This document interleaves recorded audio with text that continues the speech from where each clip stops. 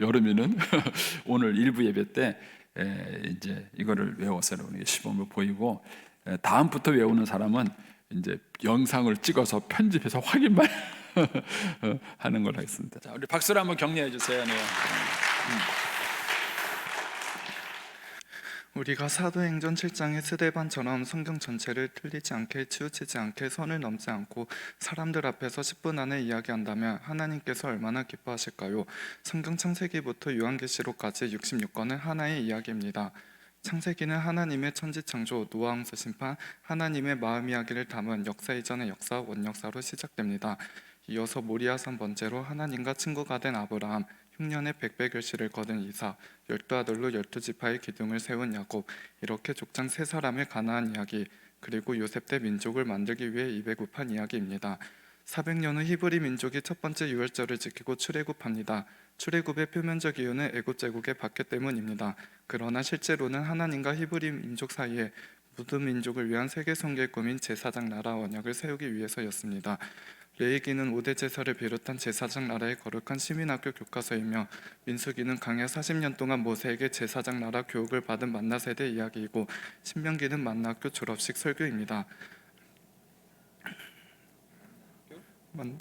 만나학교 졸업생들이 약속했던 가나안의 48개 강공서를 중심으로 제사장 나라를 세운 이야기가 여호수아이며, 사사기는 350년 동안 제사장 나라 1단계 흉년 징계와 2단계 수태 징계 가운데 진행된 사사들을 통한 구원 이야기고, 룻기는 사사시대 제사장 나라 교육 성공 사례 이야기입니다.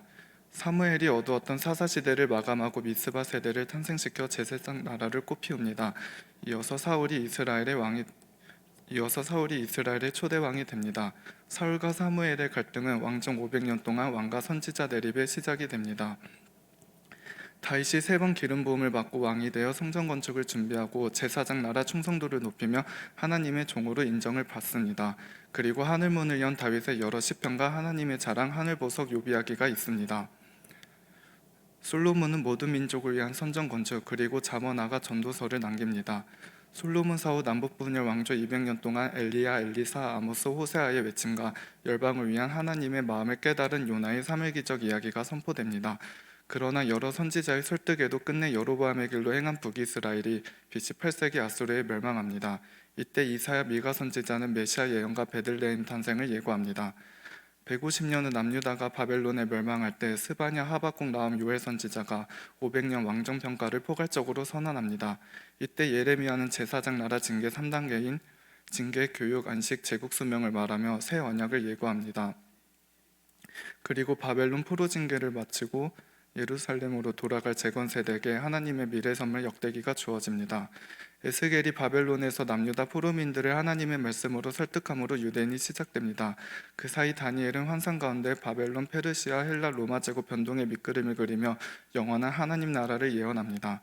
바벨론 제국은 하나님의 약속대로 70년 만에 페르시아에 멸망하고, 페르시아 제국은 스룹바벨, 학개, 스가랴와 함께 유대인들을 돌려보내며 예루살렘의 성전을 재건하게 함으로 레반트 지역에 투자를 합니다. 한편 페르시아에 남은 유대인들은 아말렉족 하만의 계략으로 죽을 위기에 처하지만 에스더의 파티를 통해 위기를 극복합니다. 이후 에스라가 2차 기한을 이끌어 사내들인 공회를 설치하고 느헤미야가 3차 기한을 이끌어 성벽을 재건함으로 제사장 나라 재건을 이룹니다.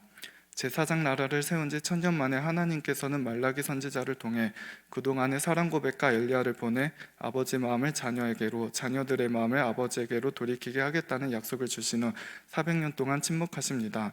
신구약 중간기 400년 동안 제국들이 변동합니다. 페르시아 제국이 멸망하고 헬라 제국이 등장하는데, 헬라 제국의 프톨레미 왕조 때에 모세오경이 헬라어로 번역되어 세계화가 이루어집니다. 이어서 헬라 제국의 셀루쿠스 왕조가 예루살렘 성전을 모독하자 마카비 가문이 혁명을 일으켜 성전을 청결하게 한 후 하스모 왕조를 세웁니다. 그런데 하스모 왕조는 81년 동안 대제사장의 왕을 겸직함으로 제사장 나라의 법을 어깁니다. 이후 헬라 제국이 로마에 넘어가면서 유대는 로마 제국의 통치하에 들어갑니다. 이때 로마는 에돔족인 헤롯 가문을 유대의 분봉왕으로 삼아 예루살렘 성전을 재건축하게 하므로 성전을 로마의 통치 도구로 전락시킵니다. 바로 이때 BC와 AD 분기점에 예수님께서 천사들과 목자들의 기쁨 속에 베들레헴에서 탄생하십니다. 예수님께서는 공생의 3년 동안 하나님 사랑을 말씀하시며 한 영혼의 가치를 천하보다 귀하게 여기셨습니다. 때론 사랑 때문에 피곤하고 지치기도 하셨습니다. 그리고 약한 자의 비빌 언덕이 되시며 사마리아인과 세리의 친구가 되어 주십니다. 공생의 마지막 일주일 동안 예수님께서는 예루살렘에서 마지막 유월절 첫 번째 성찬식을 통해 새 언약을 체결하신 후 1차 산헤드린 공회 재판과 빌라도 재판을 받으시고 로마의 형틀이자 하늘 성소인 십자가에 달리십니다. 예수님께서 십자가에서 다 이뤘다고 선언하시는 순간 예루살렘 성전의 휘장이 위에서 아래로 찢어집니다.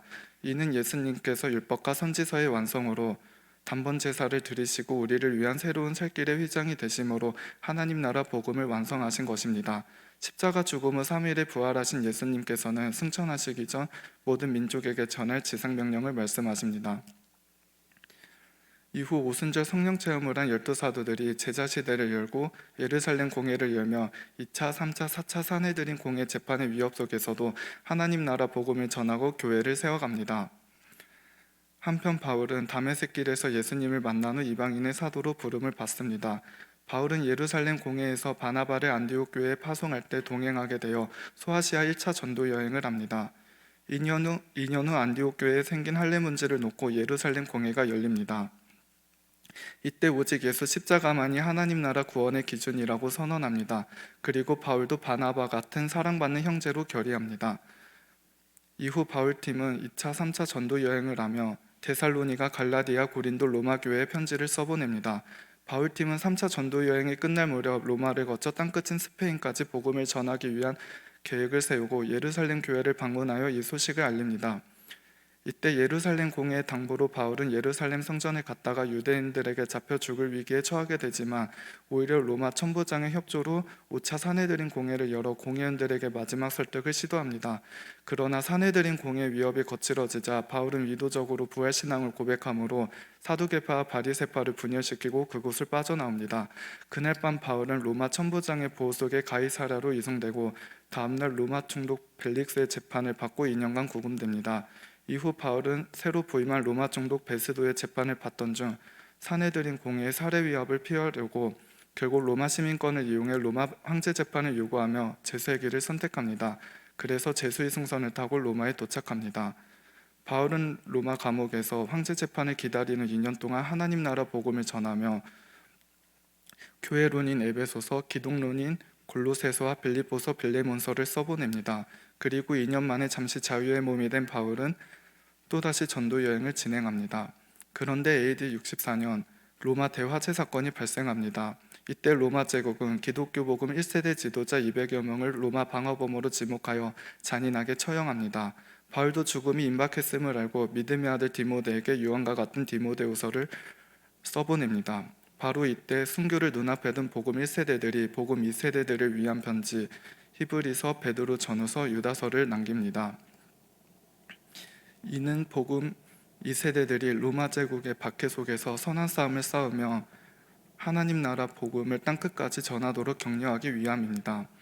그러나 사도 요한은 복음 1세대로 로마 대화재 이후 30여 년 동안 더 살아남아 로마 제국 박해 가운데 있는 복음 2세대들을 돌보는 일을 감당합니다. 이때 요한 1, 2, 3서를 기록하여 권면하면서 하나님은 사랑이라고 선언합니다. 그리고 사도 요한은 복음 2세대가 이끄는 소아시아 7교회에 하나님과 어린 양의 보좌, 새하늘과 새 땅을 소개하며 주님 속히 다시 오시리라는 예수님의 간절한 재림 약속을 전하며 계시록 이야기를 끝냅니다. 성경을 열면 기적이 열립니다. 하나님의 말씀 성경으로 우리는 21세기 신앙 부흥운동을 곱셈하며 교회 부흥운동을 곱셈할 것입니다. 아멘. 네. 와, 잘했어. 네.